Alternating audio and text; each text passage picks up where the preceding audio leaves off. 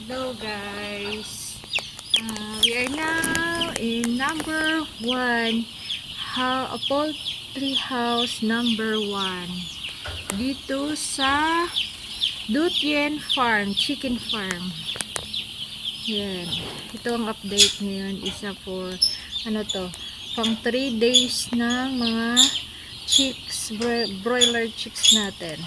Yan ang luksino nila guys. Ngayon ang gagawin namin is maglilipat kami or iuusod namin to mga yung partition sa gilid-gilid. Nakita ba niyo yung mga partition sa gilid-gilid namin ang iusod ngayon. Kaya tinaas na namin yung nakita niyo, tinataas na namin yung trapal, yung harang. Ayun oh. Yan naman doon banda, i-close yan kasi doon banda namin iuusod. Yan. Ito, yan. Yan. Yan na sila. Yan. Ito, ang capacity nitong poultry house na ito is 15,000 heads. Ang kasya dito. Hanggang dulo to eh. Yan sila. Magtataka kayo kung bakit nakataas yung chicken feeder kasi idadaan namin to. Kaya tinataas mo na. Idadaan namin tong kwansu or yung nakaharang nila. Kaya tinataas na namin. Kaya yung iba nasa taas pa yung mga naiwan sa taas yung mga chicks natin. Ayan. Para easy lang namin iusod kaysa bubuhat-buhatin namin, di ba? Ayan sila. Pati yung switchen. So, yung switchen nila nakataas din. Para hindi naman sila mapasagasaan. Ayan. Tapos taka kayo yung walang tubig. Walang tubig yung switch nila. Mamaya, lilinisan pa kasi namin. Ayan. Pero yung iba may tubig naman. Yung isa nakataas kasi naglo-lose siya eh. Umagos lang, hindi siya nagtigil ng Kaya, ayun. Ayan. Ito namang kawaso nila, iuusod. Sabi mo, binunot mo. Iuusod na namin ng tawaso namin. Papunta doon din sa dulo. Tawaso ito ang pinakamalaking heater nila dito sa loob. Ayan. Ayan, inausod na namin yung tawaso guys. Papunta dito sa dulo. Ayan. Kung saan yun siya.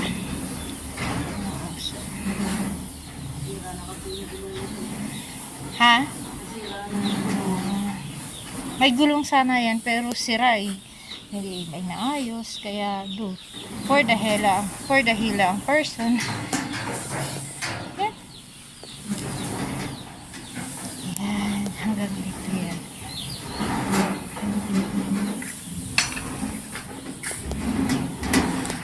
Yan guys.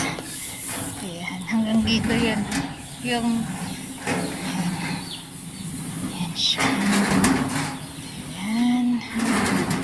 Oh, hanggang doon lang siya. Ito nakaharang. Sa susunod na araw or 2 to 3 days kasi ang harang, yung trapal na to bubuksan at saka yung partition na iuusod naman. Yan siya ang trapal natin. Okay. Yan doon ang partition niya. Okay, dyan natin i-connect ito. Yung ng tawaso natin ng malaking heater natin. Dito natin isasaksak. Yan, tapos pagkatapos natin isaksak, natin, i-open na naman yung itim. Okay? Isasaksak ko muna. Okay, ito siya.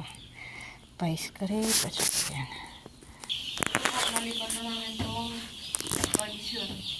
Dali po doon yan. Galing yan doon. Diba pinakita ko kung saan So, sila. sa gitna, namin dito sa harapan. Ayan. Isang column. Isang ganyan. Dito kasi sa likuran is 2 column ang pag-usod namin. Isa, yan, tapos ito. 2. Ito harapan po, ito harapan. Harapan pala ito. Yung likod, yung may... Hindi na muna yung gagalawin. Next day na yun. Next day pala. Ayan siya. Ito ang heater. Nasaksak ko na din yung guys. Yun. Kasi yung pumamaraan dito sa taas, iba yung pumamaraan dito sa baba. ano kasi to, kung nanonood kayo sa mga nakasubaybay kayo sa mga videos namin, mayroon kasing kulungan sila dito sa, may mga poultry farm din sila dito sa taas. Yung parang kung bundok yung anuhan namin, mas dito, mas mataas to dito ang lugar nila. Pero sa employer pa rin namin. Tatlo to, pero mas malaki tong tatlo nito compare doon sa baba talaga yung lagi namin inanuhan. Sinistehan namin doon kami nakafocus. Dito kasi ang nakafocus dito yung anak lang ng employer namin. Pag lang, kailangan niyang tulong katulad nito, yung mga kami na ang gagawa. Kaya aakyat na naman. Kukunin kami sa baba, tapos aakyat kami dito. Ayun siya. Kaya iba-ibang pamaraan nila. Ayan, nagsisitakbuhan na sila. Ayun. Sila guys. Ayan. Pagkatapos ng mga partition, ayun, heater na naman ang ililipat natin kung saan tayo nag-extend. Doon na natin ililipat na naman. Yun, ililipat na ni kulit yung heater. Yan. Dito din sa gitna, lilipatan din niya ng isa galing doon. Galing doon. Yun, yung isa niya yun. Ililipat yan dito sa gitna. Yan. Sige. Tsaka tatanggalin na pala natin yung pansi, yung pakainan ng manok. Kasi wala na eh. Kunti-kunti na lang laman. So, ililipat na lang natin sa chicken. Gither. Yun sila guys. Ililipat na lang natin. Kunti-kunti na lang. Kaya, ililipat. At saka marunong na naman silang pumunta sa chicken feed at yung kumain. Ayan.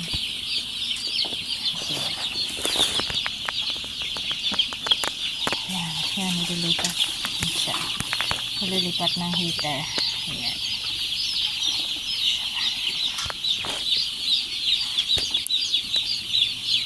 Nag-usod tayo ng partition, syempre, i-check din natin ang tubig. Kasi, meron kasing mga nozzles dito na matigas, hindi kayang anuhin ng tuka ng manok. Kaya, kailangan natin i-check. Ayan, check natin din. Ganun lang guys. Ayan. Kung malambot lang ba. Ayan. Diba, nakita nyo? Yun ang sisi, oh. Diba? Inom agad. Hanggang i-check natin lahat. Talaga. Ayan. Importante ang tubig at pagkain ng alaga nating mga manok. Kasi paano sila mabubuhay kung walang tubig, walang pagkain. Diba?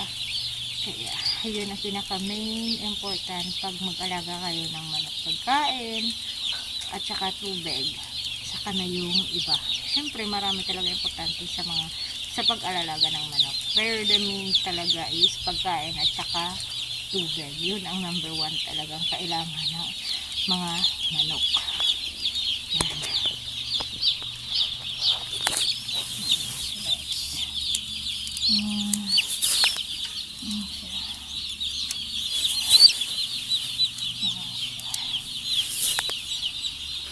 Kasi marami. Hanggang dulo yan. I-check natin.